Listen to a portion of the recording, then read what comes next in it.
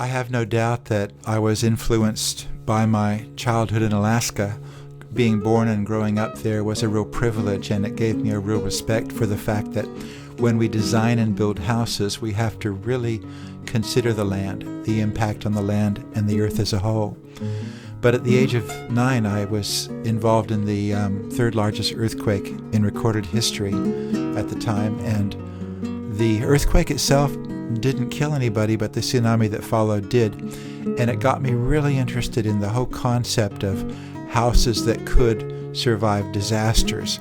Experiences later in Samoa and other countries where personal friends of mine died in tsunamis and other events showed me that disasters are now part of the world we live in. They can be man-made or natural disasters, but the idea of creating houses that could survive those certainly became very important to me.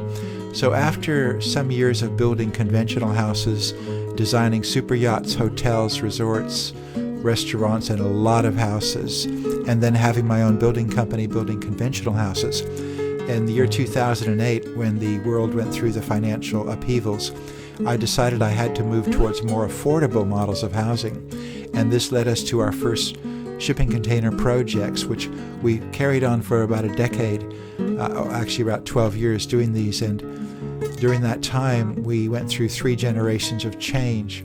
I was still doing very high-end design throughout all this time, and doing some very fine homes, in fact. But the idea of the affordable house, the disaster-proof house, just became such a driving thing that I really focused more and more energy on that. And now we've completed projects around the world, and focusing mainly in New Zealand and the South Pacific, of course, but doing some very interesting things.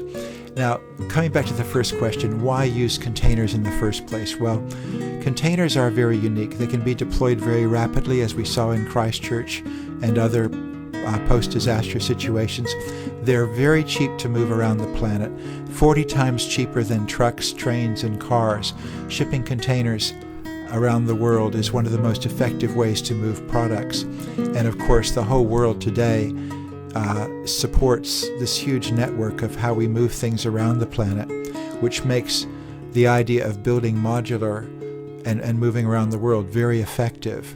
Every country has ports. We live in Tauranga here in New Zealand, one of the largest ports in the country, very effective. But even little countries like Rarotonga have their own ports, and you could actually send containers to Antarctica. So they move, as you know, by ship, by train, by truck. They could be moved again and again multiple times. And here in Tauranga, we also experience the disaster of the Rena running aground on a reef. The containers that you see in the picture here are carrying on 2 boats well over 100 tons. Now, no house could withstand that. In fact, the containers at the bottom being crushed, those are called reefers. Those are the aluminum, styrofoam, refrigerated containers. We don't use those at all, of course, but containers are designed to stack for free, to span for free, and to cantilever without any further need of engineering. So they're so architecturally and engineering superior to other forms of housing that they give us huge advantages in how we do it. What we do. They are effectively very low-cost structures, and this has been a huge advantage to us in our work. So we've done some very high-end projects, of course, some very beautiful homes, but we're also focusing on trying to make the most affordable homes.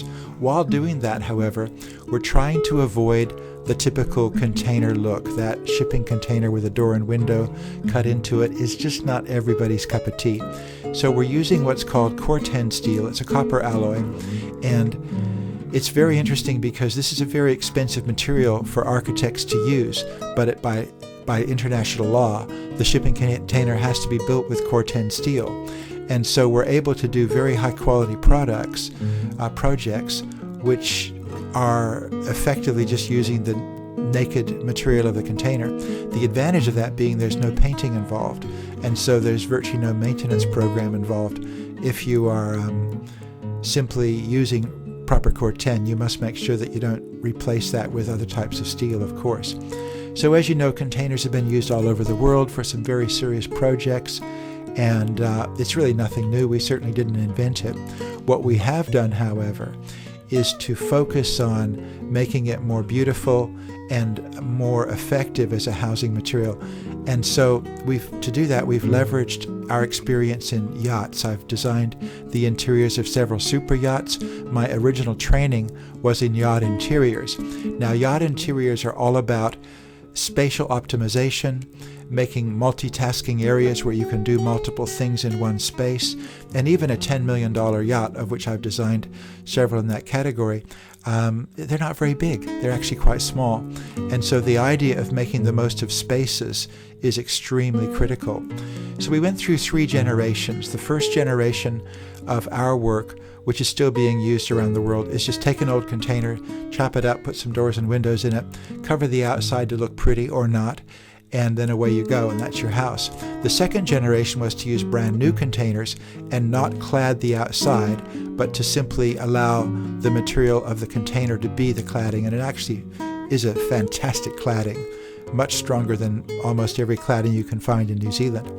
But the idea of those projects was that the interiors would be very warm and beautiful and natural, and they were. So first generation was using old containers. Second generation was using new containers. Third generation is where you actually have to find a factory that makes containers and go to them and say, hey, I want you to build me a house with doors and windows in these positions. I want you to engineer it with those large spaces already cut out. I want you to do it in Core 10 steel, and I want the roof structure, gutters, downpipes, everything to be MIG welded as part of that structure, not like a roof that's held on with pop rivets and screws and silicone that can blow off, but a very solid roof system. And that is what we call third generation. Now, third generation, to my knowledge, there's only a few companies in the world able to do that.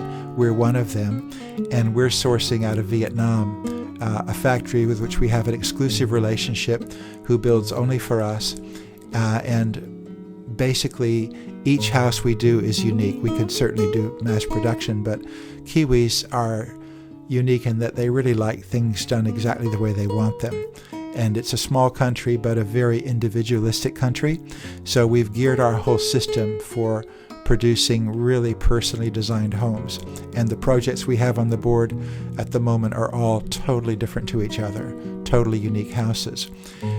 So Earthcube now is involved in an international supply chain, which we've set up over the last 12 years.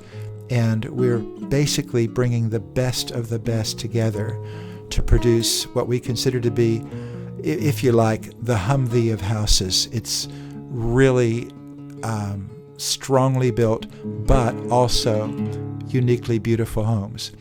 So let us know how we can help you, and we're here to do that. Thank you very much.